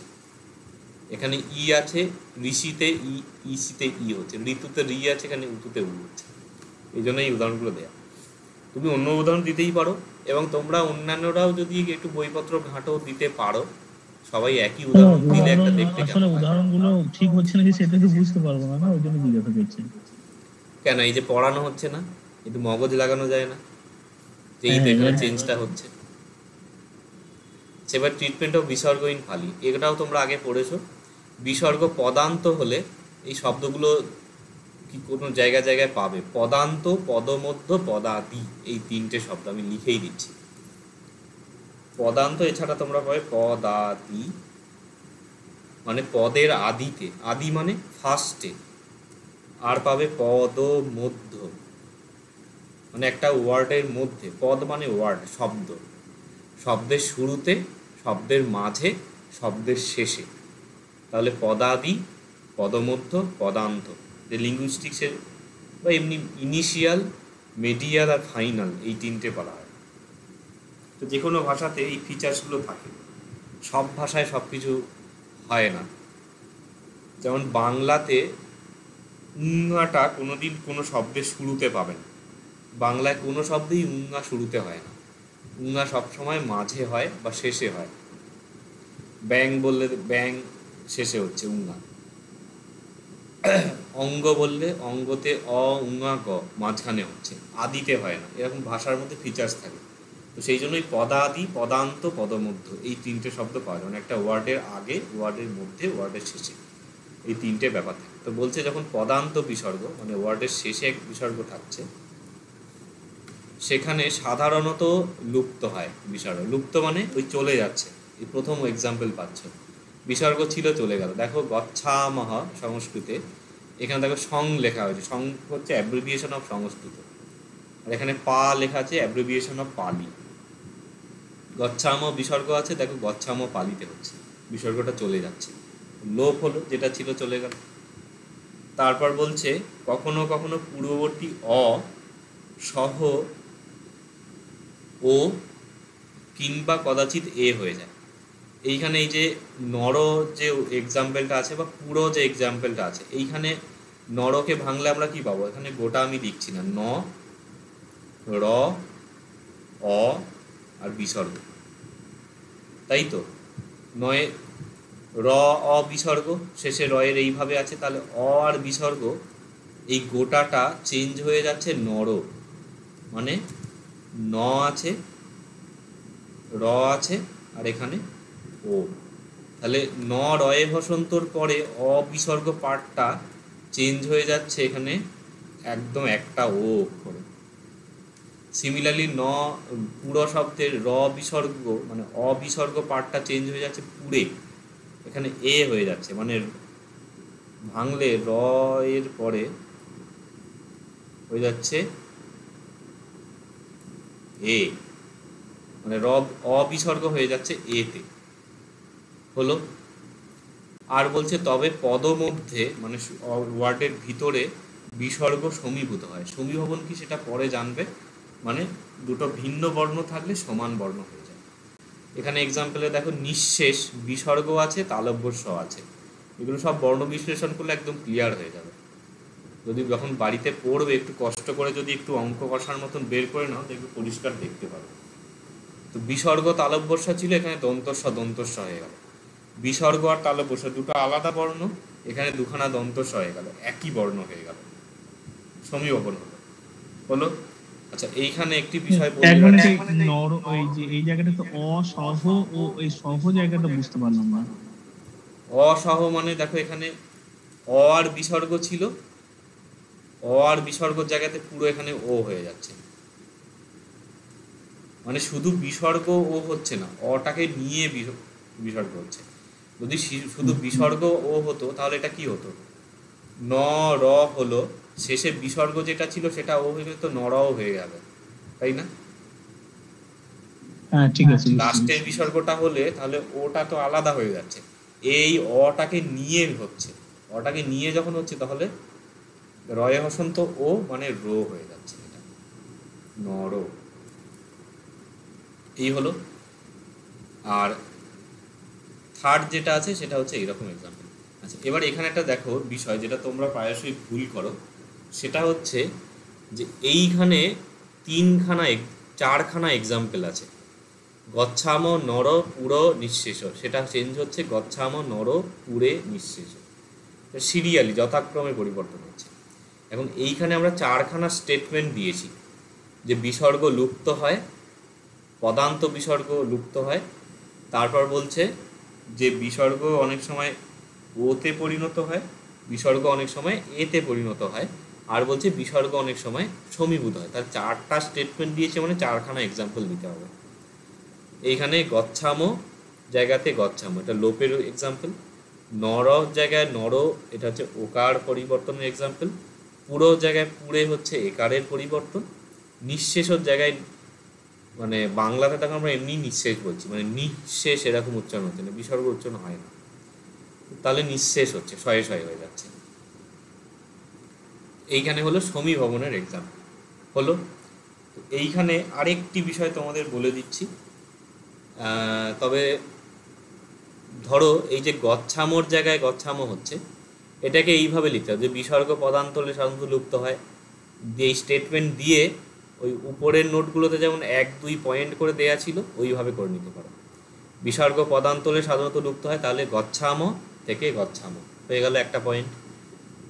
কখনো কখনো পূর্ববর্তী অসহ ওতে পরিণত হয়, দিয়ে নর, সেখান থেকে হলো নর, এক্সাম্পল হলো স্টেটমেন্ট শেষ, 2 নম্বর পয়েন্ট হয়ে গেল। এবার 3 নম্বর পয়েন্টে কখনো কখনো পূর্ববর্তী অসহ বিসর্গ এ হতে পরিণত হয়, দিয়ে পুরো থেকে পুরে, 3 নম্বর পয়েন্ট হয়ে গেল। 4 নম্বর পয়েন্টে লিখলে পদমধ্য বিসর্গ সমীভূত হয়, দিয়ে নিঃশেষ থেকে নিঃশেষ মানে শয়ে শয়ে, এইভাবেও এই জিনিসগুলোকে লিখতে পারো পয়েন্ট ভেঙে ভেঙে, কিন্তু এইখান থেকে এক্সাম্পল বাদ দেবে না। এক্সাম্পল বাদ দেওয়া মানে তোমার স্টেটমেন্টটা মানে প্রমাণ শূন্য হয়ে গেল, তুমি যে কথাটি বললে সেটা এক্সাম্পল কোথায়। বোঝা গেল? এইভাবে লিখতে পারো। তবে সাবধান করে দিই, যদি এইটা মানে এই নোটের ওপর যদি কেউ কলম চালাও, অবশ্যই আমাকে সেটা দেখিয়ে নেবে, না দেখিয়ে কোনো কিছু করবে না। তাহলে কোথাও কিছু লিখতে গিয়ে তোমাদের ভুল হলে সেটা আমি বলে দেব, ঠিক আছে? আর আদারওয়াইজ যেমন আছে তেমনই তৈরি করো, কোনো কলম চালানোর দরকার নেই। এই গেল। এরপরে হচ্ছে treatment of Sanskrit consonants in পালি। সংস্কৃত কনসোনেন্টগুলোর পালিতে কি পরিবর্তন হয়। সংস্কৃত তথা প্রাচীন ভারতীয় আর্য ভাষার, এই যে এখানে দেখো প্যারালাল সংস্কৃত এবং প্রাচীন ভারতীয় আর্য ইউজ হচ্ছে। তো এখানে বলছে ব্যঞ্জন বর্ণের মানে প্রাচীন ভারতীয় ব্যঞ্জন বর্ণের সংখ্যা হচ্ছে 35। সংস্কৃত তো তালবস্যা মূর্ধন্য হয়, যেটা পালিতে হচ্ছে না। সংস্কৃত বিসর্গ হয়, সেটা পালিতে হচ্ছে না। তো এইসব মিলিয়ে গিয়ে 35টা হচ্ছে, পালিতে হচ্ছে 33টা। আচ্ছা, এই ব্যঞ্জন বর্ণগুলির মধ্যে বেশ কিছু পালিতে প্রয়োগ হয় না, বেশ কিছু বর্ণ পালিতে বিবর্তিত হয়।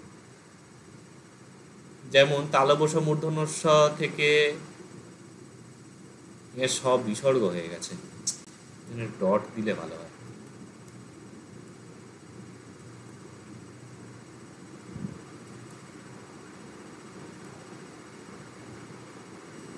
মানে সংস্কৃত এই না, এটা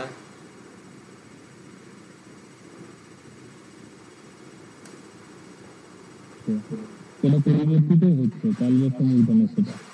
এটা সংস্কৃত থেকে এরকম পালি লেখারই কথা, এই সব জায়গাটা লেখা নেই, বাদ দাও।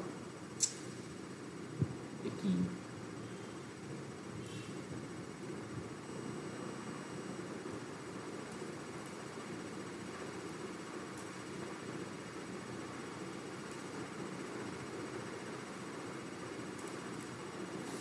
ওটা স বলে লিখলে হতো, মানে সংস্কৃত থেকে পালিতে হচ্ছে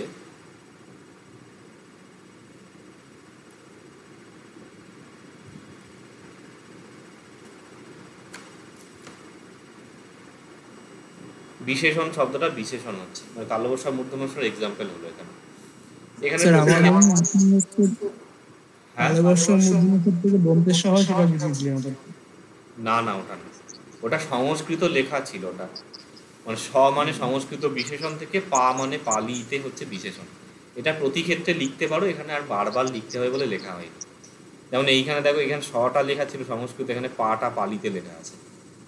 এগুলো প্রতি জায়গায় লিখতে পারো, না লিখলেও অসুবিধা খুব একটা নেই। আচ্ছা, বিসর্গের এক্সাম্পলে দেখো, এখানে লোপ হয়। আচ্ছা, বিসর্গ থেকে লোপ হয়, বিসর্গ থেকে লোপ হচ্ছে, বিসর্গ ও হয়, বিসর্গ এ হয়, বিসর্গ সমীভবন হয়। আগের পয়েন্টার বা আগের যে শর্ট নোটের পুরোটা একদম ডাইরেক্ট গচ্ছাম নর পুর নিঃশেষ, গচ্ছাম নর পুরে নিঃশেষ। এটা কিন্তু তোমাদের অনেক কায়দা করে লেখা, মানে একটা নোট তৈরি করলে সেই এক্সাম্পলগুলোকেই আমি আবার বসিয়েছি যাতে মনে রাখতে সুবিধা হয়। হলো বিসর্গের পরিবর্তন। ব্যঞ্জন বর্ণের পরিবর্তন বলছি না, বিসর্গ তো ব্যঞ্জন বর্ণের মধ্যেই পড়ে। আচ্ছা, এরপরে 3 নম্বরে দেখো, পদান্ত ব্যঞ্জন সাধারণত লুপ্ত হয়, তবে ম এবং ন প্রায়শ অনুসারে পরিণত হয়। এক্সাম্পল দেখো, এই দেখো পৃথক, এই যে স লেখা হয়েছে, এখানে পা লেখা আছে, এটা প্রতি ক্ষেত্রে লিখতে পারো, না লিখলেও অসুবিধা নেই। পৃথকের শেষে ক আছে, দেখো কটা চলে যাচ্ছে, মানে ক বর্ণটা নেই, লোপ হচ্ছে।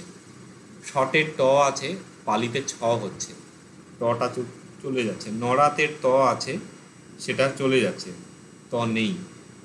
ভগবানের ন আছে, ভগবা হচ্ছে, ন চলে যাচ্ছে। নরমের ম আছে, দেখো হয়ে যাচ্ছে নরং অনুস্বার। ভবানের ন আছে, হয়ে যাচ্ছে ভবং অনুস্বার। তাহলে এখানে দুটো স্টেটমেন্ট আছে, দুটো একসাথে দিয়ে দেওয়া হয়েছে। এরপরে স্বরমধ্যগত ড ঢ সাধারণত ল মানে মূর্ধন্য লয়ে বিন্দু যেটা, এবং লয়ে হয়ে হয়, লয়ে হয়ে বিন্দু হয়ে যায়। সংস্কৃত বিড়াল দৃঢ় হচ্ছে, পালিতে বিড়াল দৃঢ় চেঞ্জ হচ্ছে এখানে। কিন্তু কুডব বিটুডব শব্দগুলো ব্যতিক্রম, এটা কিন্তু এখানে এক্সট্রা ইনফরমেশন দেওয়া হলো। এটা জেনারেলি এরকম হয় বটে, কিন্তু কিছু এক্সেপশনও হয়, যেমন কুডব শব্দটা, বিটুডব শব্দটা। কুডব একটা 4 মুষ্টি ধান নিলে সম্ভবত এক কুডব বলা হয়। বিরুডব হচ্ছে প্রসেনজিৎ, প্রসল্লাদ প্রসেনজিতের ছেলের নাম বিরুডব। এই স্টেটমেন্ট গেল। এরপরে হচ্ছে এছাড়া নিম্নলিখিত ধ্বনি পরিবর্তন দেখা যায়। এবার একবারে দেখ, ঘষি ভবন, অঘষি ভবন বলা হয়েছে। তো সাকল আছে, সেখানে চেঞ্জ হচ্ছে সাগল। ক ছিল গ হলো। ক কি বর্ণ? ক হচ্ছে অঘোষ বর্ণ, বর্গের প্রথম দ্বিতীয় বর্ণ অঘোষ, চেঞ্জ হয়েছে সাগলে গ। গ হচ্ছে বর্গের তৃতীয় বর্ণ, মানে ঘোষ হচ্ছে। এরকম বাকিগুলো দেখো, অলাবু থেকে অলাপু, বয়ের জায়গায় ক হচ্ছে, এটা হচ্ছে অঘোষী ভবন, ঘোষ বর্ণ থেকে অঘোষ হচ্ছে। কিল থেকে খিল হচ্ছে মহাপ্রাণী ভবন। ক ছিল অল্পপ্রাণ, খ হলো মহাপ্রাণ হয়ে গেল। আবার অল্পপ্রাণী ভবন পরিঘ থেকে পলিখ হচ্ছে, পরিঘ ঘ, না এটা তো ইয়ে হচ্ছে না, ঘ ঘ, এটা উদাহরণটা ভুল দেয়া হচ্ছে। ঘও তো মহাপ্রাণ, খও এটা মহাপ্রাণ। অঘোষী ভবন হবে বোধহয়। না, হ্যাঁ, ঘ থেকে খ হচ্ছে অঘোষী ভবন হবে। এটার এক্সাম্পলটা হচ্ছে, এই এক ঝামেলা, বাংলা টাইপের মানে কম্পিউটারে ইনবিল্ট থাকে না, তো চেঞ্জ করে করে করতে হয় কাজ। এটা হচ্ছে এক্সাম্পল হবে, ঝল্লিকা থেকে পালিত হয় জল্লিকা। আরো কথিকা থেকে মনে হয় কথিকা হয়, ক্ষুধা থেকে ক্ষুধা। আরো উদাহরণ আছে, দুটো লিখছি, যেটা সুবিধা হবে নেবে। ক্ষুধা, ক্ষুধা লিখছি, ক্ষুধা থেকে হচ্ছে ক্ষুধা।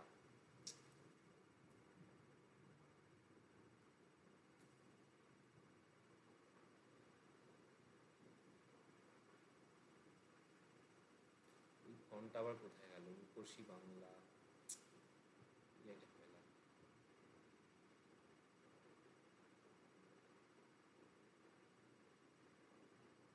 আর এসটি না, আর আগে হবে, তাহলে রূপসী।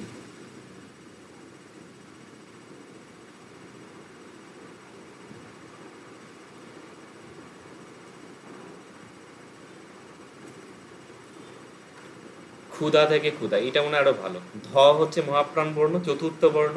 দ হচ্ছে তৃতীয় বর্ণ, তাহলে অল্প প্রাণী ভবন হচ্ছে। তালব্যী ভবন, দেখো, ত থেকে তরহি থেকে পালি হচ্ছে চরহি। ত কি বর্ণ? ত হচ্ছে দন্ত বর্ণ, ত বর্গ, তাদেরকে চরহি চ হচ্ছে, চ হচ্ছে চ বর্গ হচ্ছে তালব্য ধ্বনি, যে তালব্যী ভবন। এগুলো ডিটেলসে আছে, এগুলো পরে শেষের দিকে ক্লাসে পড়ানো হবে। মূর্ধনি ভবন হয়, প্রতি থেকে পটি হচ্ছে, ত হচ্ছে তালব্য বর্ণ, সেখান থেকে ট হয়ে যাচ্ছে মূর্ধন্য বর্ণ, দন্ত থেকে মূর্ধন্য পরিবর্তন। এছাড়া হচ্ছে সম্প্রসারণ, এবং শয়ন থেকে সেন, লবণ থেকে হচ্ছে লৌণ। এখানে য় এর জায়গাতে এটা হয়ে যাচ্ছে এ। এটা একটু ডিটেলস, এটা আমি পরে সম্প্রসারণ যখন পড়ানো হবে তখন বলবো। এটা আপাতত এক্সাম্পলটা দেখে রাখো। অ্যাম্প্লিফিকেশন বলা হয় সম্প্রসারণ, এটাও শর্ট নোটে আছে। এরপর হচ্ছে সমীভবন, ধর্ম থেকে ধম্ম। দেখো, ধর্মতে র ম ছিল, হয়ে গেল ম ম, দুটো ভিন্ন বর্ণ সমবর্ণে পরিণত হচ্ছে। এগুলো সব বর্ণ বিশ্লেষণ করলে ক্লিয়ার হয়ে যাবে। এরপর হচ্ছে স্বরভক্তি। স্বরভক্তি হচ্ছে রত্ন থেকে রতন। রত্নতে যদি আমরা বর্ণ বিশ্লেষণ করি, রত্ন বর্ণ বিশ্লেষণ কি হবে বলো দেখি কেউ। র যোগ অ যোগ ত, আচ্ছা, র যোগ নয়, র হসন্ত, মানে রয় হসন্ত, হ্যাঁ, রয় হসন্ত যোগ অ যোগ তয় হসন্ত যোগ নয় হসন্ত যোগ অ। তাহলে রত্নতে হচ্ছে র অ ত ন অ, ত এবং ন ছিল, এইখানে মাঝখানে যদি আমি একটা অ ঢুকিয়ে দিই তাহলে কি হলো? র অ হলো র, ত অ মানে তয় হসন্ত অ হলো ত, নয় হসন্ত অ হলো ন, তাহলে র ত ন, রত্ন র ত ন। ততে থেমে যাচ্ছিল, ওখানে তয়ের পরে একটা অ হলো, রত্ন র ত ন। দুটো সিলেবেল ছিল, তিনটে সিলেবেল হয়ে গেল।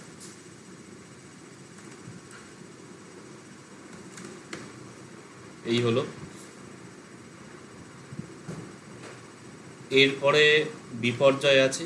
বিপর্যয় দেখো জিহ্বা হয়ে বয়ে আছে, এটাকেও সরব ভাঙলে পাওয়া যাবে। হ আর ব আছে, এখানে ব আর হ হচ্ছে পালিতে হলো। এখানে বটা নিচে দাগ দিয়ে আছে, এগুলো চেঞ্জ করে দিতে হবে। তো এই হলো মানে ট্রিটমেন্ট অফ কনসোনেন্ট, ব্যঞ্জনধ্বনির পরিবর্তন। এবার এইখানে দেখো অনেকটা লেখা আছে, এইটায় এতটা না লিখলেও হবে, মানে এটাকে কিছুটা তোমরা একটা পয়েন্ট বাদ দিলেও বাদ দিতে পারো। ধরো এইখানে যে এতগুলো ঘষিভব নববিশ্লেষণ লেখা আছে, এখানে 3টে বা 4টে দিলে এক্সাম মানে ক্লাসিফিকেশান। মাঝখান থেকে এক আধটা বাদও দিতে পারো, যেমন সর্বমধ্যগত ডঢা পরিবর্তন হয় এইটা। তবে এই পদান্ত ব্যঞ্জনের এটা যথেষ্ট ভালো এক্সাম্পল। বিসর্গের উদাহরণটা বাদ দেওয়া যেতে পারে, অসুবিধা নেই। তো এরকম পুরোটা লিখলে পুরোটা লিখতে পারো, নাহলে অসুবিধা নেই। আচ্ছা, এই গেল। যে বড় কোশ্চেনটা আছে, কোনটা বড় কোশ্চেন আছে না সংস্কৃত কনসোনেন্টের উপর, আর তার সাথে থাকে কজ অফ দিস চেঞ্জ। হ্যাঁ হ্যাঁ, 20 নম্বরের শুনতে পাচ্ছি না কথা। 20 নম্বরের যেটা কোশ্চেনটা থাকে, হ্যাঁ, কি হয় সেটা? কি এটাই একই জিনিস? যেটা তো হ্যাঁ হ্যাঁ, এটা একই জিনিস, আমি বলেছিলাম ওই বড় নোটটা question চেঞ্জ করতে হবে, নেই। লেখাটা ভুল আছে, ওটা চেঞ্জ করতে হবে। মনে হয় লেখা আছেও আমার, যাই হোক। আচ্ছা, এরপরে দেখো আর শর্টেনিং অফ ভাওয়েল আছে, shortening compensatory lengthening ablaut amplification omission of vowel. ঠিক আছে, আজকে এইটুকুই থাক, বাকিগুলো পরের দিন দেখা যাবে। হুড়োহুড়ি করে শেষ করে লাভ নেই, ধীরে সুস্থে পড়ালেই ভালো। 6 পর্যন্ত রইল। ও 6ও না, এখানে 5টা হচ্ছে। ঠিক আছে, আর একটা পড়িয়ে দিই। আচ্ছা, এবারে হচ্ছে shortening of vowels. Shortening, short মানে ছোট হওয়া। তো শর্ট প্রসঙ্গে ব্যাপার হচ্ছে যে স্বরবর্ণে বলা হয়েছিল হর্ষস্বর দীর্ঘস্বর হয়, তার মানে হর্ষ হয়ে যায়, স্বরবর্ণের হর্ষী ভবন, দীর্ঘস্বরের জায়গায় হর্ষ হবে। বলছে সংস্কৃত তথা প্রাচীন ভারতীয় আর্যের দীর্ঘস্বর অনেক ক্ষেত্রেই পালিতে হর্ষ হয়ে যায়। তো তার অনেকগুলো এক্সাম্পল দেখা হয়, এখানে 1, 2 করে বলা হচ্ছে বা ক খ বলে লেখা হয়েছে। যেমন যুক্তাক্ষর এবং অনুস্বারের পূর্ববর্তী দীর্ঘস্বর হর্ষ হয়। এইখানে যুক্তাক্ষরের আগে দীর্ঘস্বর কি? এই দেখো, তয়রফলা সূত্র, তয়রফলার আগেও দীর্ঘ আছে। মাংসতে অনুস্বারের আগে আ আছে, তো সেইগুলো হর্ষ হয়ে গেল। হর্ষর ব্যাপার আমি বলেছিলাম, আয়ের হর্ষ হচ্ছে অ, দীর্ঘ ইয়ের হর্ষ হচ্ছে হর্ষই, দীর্ঘ এর হর্ষ হচ্ছে হর্ষ। সূত্র জায়গায় হলো সূত্র, মাংসর জায়গায় হলো মংস, আয়ের জায়গায় ম হয়ে যাচ্ছে, এটা বলা হলো। তবে বলছে যে তবে ব্রাহ্মণ, যাত্রা, সাক্ষাৎ ইত্যাদি শব্দ ব্যতিক্রম। এখানে যাত্রা শব্দটা পরিবর্তন করছে।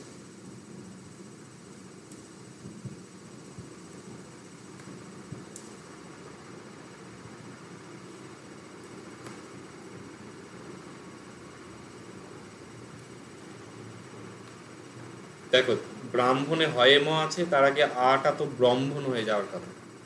যাত্রাতে তয়রফলা, সূত্রটা যদি সূত্র হর্ষও হয়, তো যাত্রাটাও তো যত্রা হওয়া উচিত, হচ্ছে না, বা যত্তা হওয়া উচিত, ওটা যাটা যাই থাকে।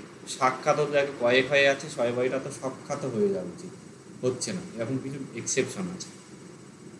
তো ব্যতিক্রমগুলো তোমরা বাদ দিলে বাদ দিতে পারো। ব্যতিক্রমটা দেয়া মানে হচ্ছে যে এটা আরেকটু ইনফরমেশন অ্যাড করা হলো। আচ্ছা, এরপরে বলছে অনেক ক্ষেত্রে ব্যঞ্জন ধ্বনির শত দ্বিত্ব হয়ে পূর্বস্বর হর্ষ হয়। ব্যঞ্জন ধ্বনি দ্বিত্ব হয়, দ্বিত্ব মানে হচ্ছে ডবল হওয়া। তোমরা এর আগে যে 4খানা প্রসেস শুনলে, লোভ, আগম, আদেশ, বিপর্যয়, এইটা ছাড়াও আর একটা হয়, সেটা হচ্ছে দ্বিত্ব, মানে ডবল হয়ে যাচ্ছে। যেমন এখানে এক্সাম্পলটা ক্রীড়া দেয়া হয়েছে, ডয়ে শোনানো হচ্ছে অ্যাকচুয়ালি সংস্কৃতের ডটাকেই আমরা বাংলায় র উচ্চারণ করি, মানে সংস্কৃত উচ্চারণ একটু ক্রীড়া হবে, ক্রীড়া, আষাঢ় এরকম উচ্চারণ হবে।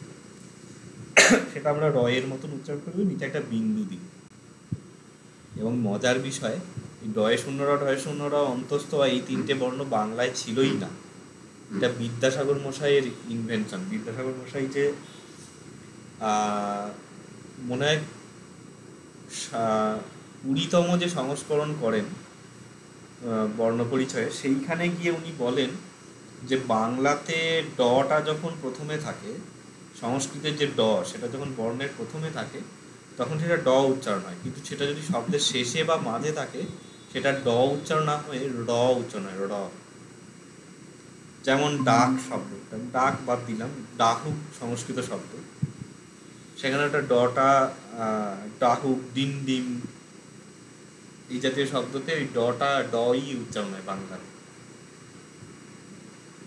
কিন্তু যখন ড শব্দের মাঝে থাকে, যেমন ক্রীড়া, সংস্কৃতে ক্রীড়া, গুড় এরকম উচ্চারণ হবে, নিগড়, বাংলায় কিন্তু সেখানে ড উচ্চারণ হয়, ক্রীড়া, নিগড়, নিগড়, গুড়, গুড়ো এরকম, নিবিড় এরকম উচ্চারণ হয়।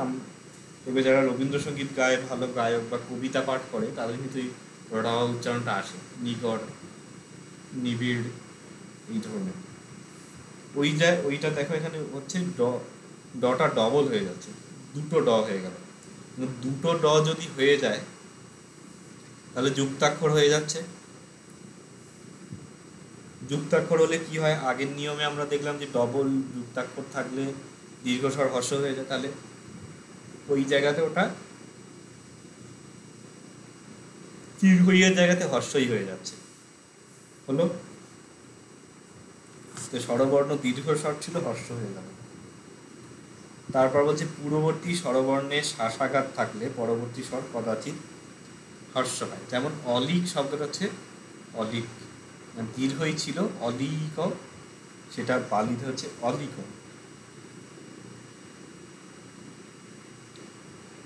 আর কখনো কখনো ছন্দ রক্ষার্থে হ্রস্ব হয়। ইদ হেমন্ত গিম হিসু, গিম হিসু অ্যাকচুয়ালি পালিতে গিম হেসু হয়। ইধ মানে এখানে, যাই হোক, হেমন্ত মানে তো বুঝতে পারছো, হেমন্ত যে ঋতু, আর গ্রীষ্ম যে শব্দটা পালিতে গিম হয়, এটা হয়তো তোমরা পড়েছ।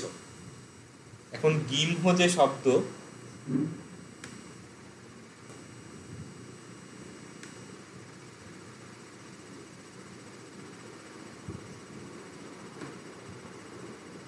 হ্যালো,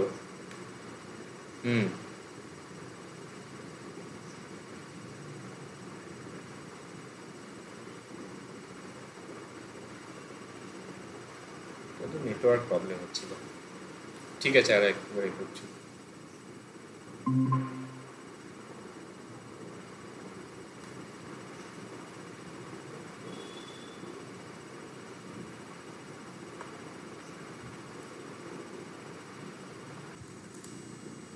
গিম্হ শব্দের সপ্তমী বহুবচন কি হবে? অকারান্ত শব্দ। নর শব্দের গিমহেষু। গিমহেষু, নরেষু গিমহেষু। তাহলে ইধ হেমন্ত গিমহেষু হওয়া উচিত। হেমন্ত এবং গ্রীষ্মকালের মধ্যে বা গ্রীষ্মকালেতে, এইটা অর্থ বোঝায়। হেমন্ত অর্থে যদিও পালিতে শীতকালকেই টোটাল হেমন্ত বলে, মানে আলাদা করে শীত বলে না। শীত আর হেমন্ত দুটো ডিফারেন্ট টাইম বোঝায় না। তো হেমন্তকালে এবং শীতকালেতে, হেমন্ত ঋতুতে এবং শীত ঋতুতে গিমহেষু হওয়া উচিত, কিন্তু ওটা গিমহিষু হয়। সেটা হচ্ছে ছন্দ রক্ষার জন্য। ছন্দের ব্যাপারটা তোমরা এখনো পড়োনি, নাহলে আরও ক্লিয়ারলি দেখানো যেত। তো এই গিমহিষু, এই যে হি যেটা হচ্ছে, এইখানে একটা হর্ষ স্বরের দরকার এই জায়গাটাতে, মানে এর যে 6 সিলেবল যেটা আছে সেটা হর্ষ হবে। ই, ধ, হে, মন, ত, গিম, ষষ্ঠ না সপ্তম স্বরবর্ণটা হর্ষ হতে হবে। এই জন্য গিম হি, হিতে গিয়ে হর্ষ হয়ে গেল। এ থাকলে দীর্ঘস্বর হতো, ওখানে হর্ষ স্বর লাগবে, এই জন্য এটা ই করে দিল ওটা। এটাই ছন্দ রক্ষার জন্য এইখানে হর্ষ হচ্ছে। এই হলো। আচ্ছা, এইটুকুই থাক, 6টা। 6টার যদি পেজ কাউন্ট করলে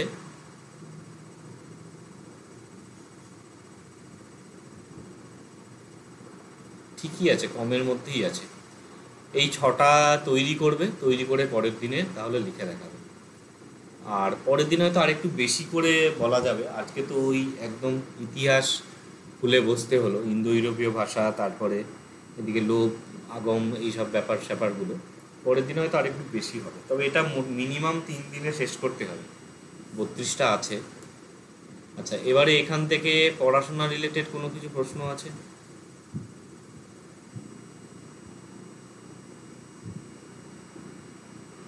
কারোর কোনো প্রশ্ন নেই?